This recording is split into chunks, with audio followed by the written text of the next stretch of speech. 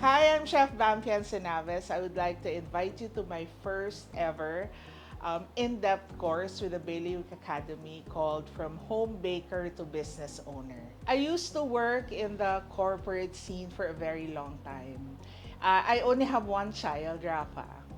And I think it's every mother's dream to stay at home with their child, especially when, they're newborn, no? They're a newborn. So I think that really sparked the goal for me to do this long term. But in as far as baking is concerned, I really loved baking since I was a child.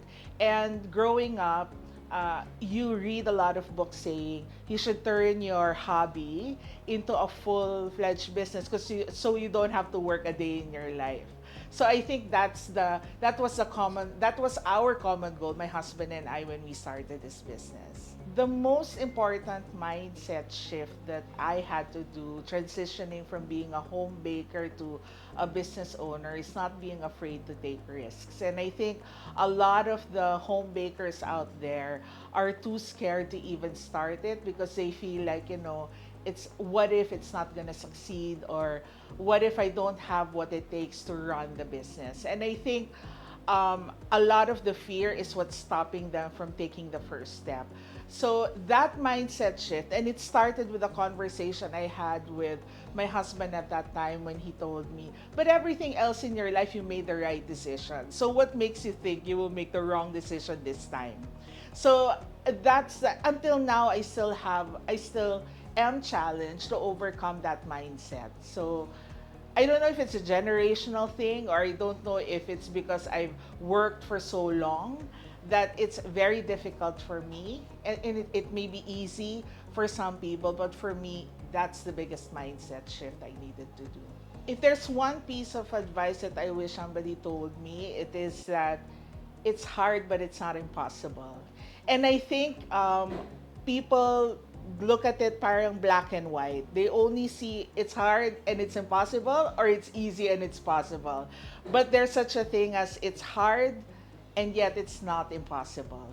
So I think that possibility na door that opened up for me, I had to rely on that. I had to overcome all of the negative talk I was telling myself at that time, thinking that, yeah, actually it is possible. It will just be hard. But it's not, I can do it because I've done a lot of hard things before.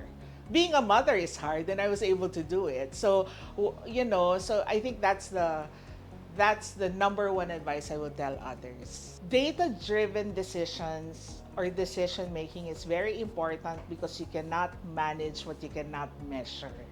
And I think that has been my mantra ever since.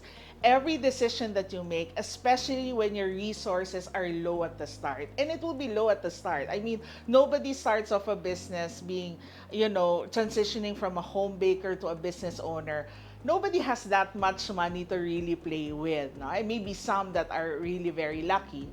But if you have very limited resources, the more that a lot of the more important it is to base all your decisions on data, because it eliminates the possibility of making emotional decisions. And I think that's the number one, and also going back to mindset, that's the number one hurdle I had to go through, which is, or that's the number one hurdle I had to address also, because um, I'm a very emotional person. I think artists are.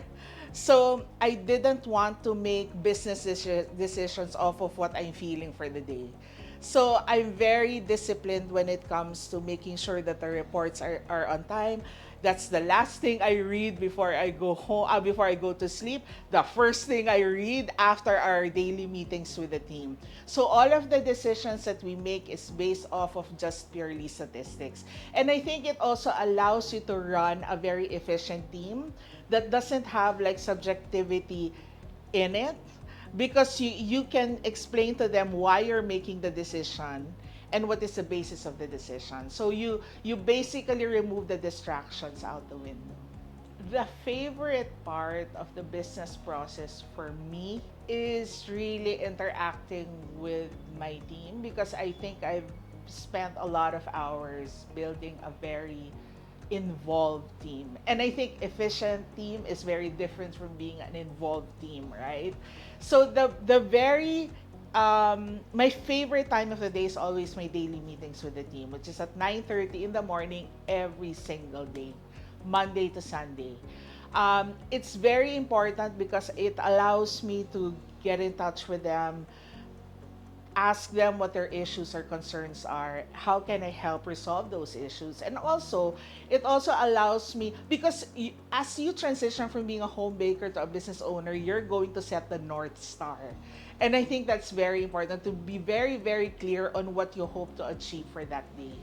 So that's the, for me, that's my favorite part of the business process. And of course, when you're a business owner, the number of hours you put into the business obviously will not be shorter than if you're working, but there's always a return on that investment. So the more hours you spend honing your business, the more it contributes to the entire business. You know, I really, really think this course is very important for each and every home baker because of one thing. I also formed and currently run Bake Happy Manila. And I see a lot of talented and skillful bakers who are not able to transition it to a thriving business because they lack, una muna, they lack the lakas ng loob. They couldn't see themselves in other people's success stories. So they feel like, number one, they're not equipped, when actually they are. A mentor will just, you know, try to draw that out in themselves. Second is, it's very important because you will see a lot of home bakers who do not have thriving business, who started having thriving, who started opening a business and yet be discouraged later on and closed it eventually. And it is not because of the lack of passion or hard work or skill, because they put a lot of effort into their business. It's really just that because they weren't mentored in a way that resonates with them. There are a lot of books. You can easily pick up a book.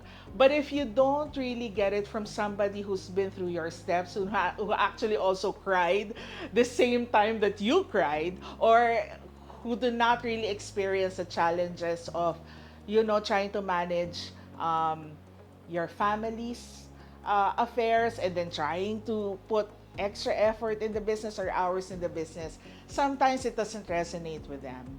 And I wanted this course to be that kind of course where they really understand. I understand how they feel. I've been through it.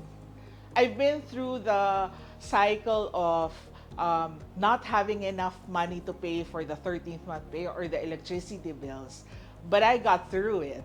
So you don't have to go through it yourself. I can teach you what the pitfalls are so you could prepare for it. And I think that's the whole objective of this course for me. Because a lot of people ask me, why are you why do you want to organize this course when they could be your competitor? Because the market is huge. And I wanted that to be the legacy to all home bakers, that they can actually do it, to have a thriving business of their own. I would really love for you to join this in-depth course. It is the first time for me to really sit down with you for several weeks and to really handhold you in the different facets of, you know, making decisions. And you know what? At the end of this course, what you will learn is really you will make major decisions about your business. It may be that, hey, I don't want to have that big of a business. It may be, okay, I want to have, you know, a bigger business than her. So it's really about guiding you through different enlightening questions to determine what do you really want. And as soon as you determine that, then I will be here to guide you and handhold you through the entire process. And hopefully, we'll have fun in the process. And hopefully, I'll be able to encourage you to take that first step for yourself. Not for the business, but for yourself. This is Chef Bam Piencenaves. See you at the Bailiwick Academy.